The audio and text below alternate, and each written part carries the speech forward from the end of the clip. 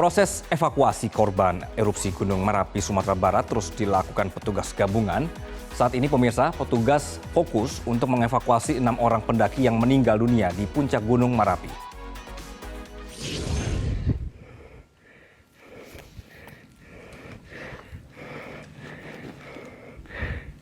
Meskipun hujan abu akibat erupsi masih terjadi, namun proses evakuasi terus dilakukan sejak hari Selasa pagi. Jadi para pendaki ini diketahui meninggal di kawasan Cadas, Gunung Merapi.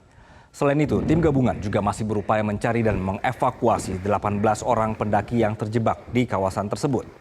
Dari 11 orang yang dinyatakan meninggal dunia, 5 orang sudah berhasil dievakuasi. Tim penyelamat terbagi dalam 2 regu, yaitu 53 orang di sektor pertama pintu rimba, kemudian 215 orang di sektor kedua pintu angin atau jalur terabas.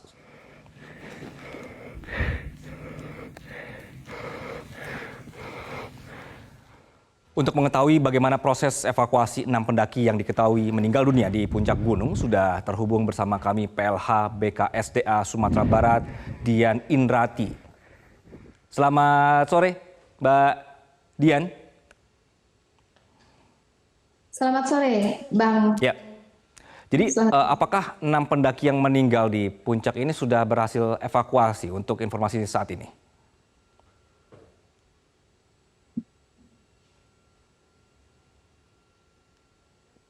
Ya. Jadi dapat kami perjelas data booking online kami adalah 75, kemudian yang meninggal 11 orang, Bang, dan sudah diturunkan 5 orang yang kemudian dievakuasi ke Rumah Sakit Ahmad Mukhtar Bukit Tinggi, tetapi beberapa kemudian sudah dibawa keluarganya ke masing-masing rumahnya setelah teridentifikasi. Kemudian yang selamat ini 52 dengan rincian 40 tanpa cedera serius, kemudian 12 luka serius dalam arti terbakar dan juga patah tulang. Kemudian yang belum ditemukan 12 orang, Bang. Baik. Mbak Dian, sekarang ini justru perkembangannya muncul sorotan ya di publik begitu terkait izin pendakian. Jadi sejak bulan Januari ini disebutkan bahwa Gunung Merapi ini sudah mulai memberikan tanda-tanda erupsi. Nah pertanyaannya mengapa masih memberikan izin untuk pendakian, Mbak? Ya, izin yang diberikan ini bukan tanpa dasar karena kami sudah berkoordinasi dengan Badan Vulkanologi, juga sudah berkoordinasi dengan stakeholder setempat, termasuk dengan pemerintah daerah, kemudian dengan masyarakat sekitar Gunung Merapi. Dan memang ketika kami berkoordinasi atau berkonsultasi dengan Badan Vulkanologi, memang disampaikan bahwa gunung berapi semua memang dalam level 2 waspada, seperti itu.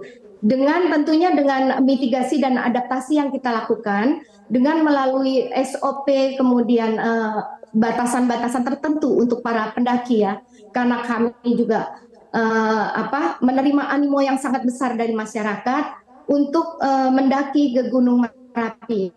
Tentunya dengan catatan dari kami bahwa SOP dilakukan pukul 8 dan pukul 4 sore sudah harus turun ke bawah, seperti itu. Oke, Mbak Dian, berarti klarifikasinya adalah dari pihak BKSDA sudah ada ini ya, sudah mengajak pihak terkait untuk berbicara mengenai izin tadi, begitu ya. Nah, Mbak Dian, apakah betul. tadi Mbak Dian sudah sempat menyebutkan soal SOP, apakah ketika SOP ini ada, ini di brief secara jelas ke pendaki yang mau naik? Ya, karena sebetulnya kami sudah melakukan booking online, sistem booking online sejak 24 Juli 2023 ketika kami reaktivasi kembali pendakian Merapi ini. Tentunya para pendaki ini mendaftar melalui booking online dan melihat website yang ada di SOP yang ada di website kami. Kemudian pada saat pendakian juga kami sudah sampaikan bahwa di situ pintu pendakian ada 3, kemudian di masing-masing pintu juga sudah dijelaskan aturan-aturan yang ada. Dan tentunya menentukan bahwa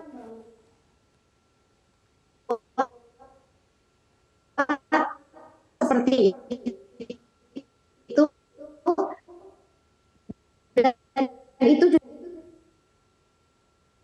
Oke. Mbak Dian, kami mengalami kesulitan berkomunikasi. Kami kurang jelas mendengarkan suara dari Mbak Dian. Berarti menurut Mbak Dian, kalau sudah mendaftar lewat online, ini juga sudah disertakan informasi dan briefing, begitu ya. Jadi seharusnya pendaki sudah tahu, begitu ya Mbak?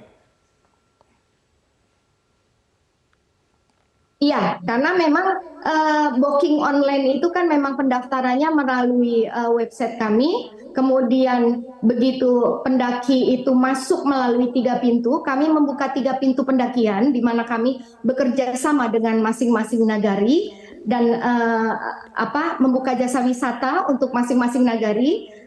Kemudian di pintu masuk itu dijelaskan kembali aturan-aturan yang ada seperti itu sesuai dengan SOP yang kami terapkan. Baik, sudah diinfokan juga SOP-nya begitu ya Mbak Dian. Mbak Dian, jadi kondisinya sekarang kita melihat bahwa dalam kondisi level waspada, kemudian kemarin sempat dibuka jalur pendakian dan sekarang ada kejadian seperti ini. Apa evaluasi dari teman-teman, Mbak?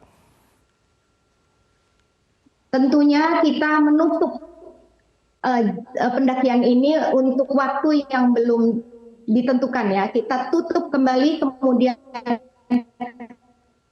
kita akan evaluasi secara bersama-sama dengan catatan bahwa pembukaan pendakian ini bukan hanya menampung animo masyarakat yang sangat besar, tidak hanya yang berasal dari Sumatera Barat, tetapi juga di luar Sumatera Barat sangat besar sekali animo masyarakat terhadap wisata khusus pendakian.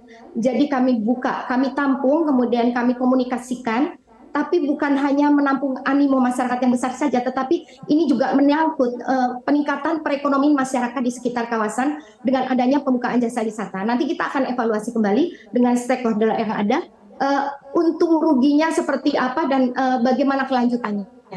Seperti itu. Baik. PLH BKSDA Sumatera Barat Dian Indrayati. Terima kasih atas waktu Anda di Follow Up. Jelajahi cara baru mendapatkan informasi. Download Metro TV Extend sekarang.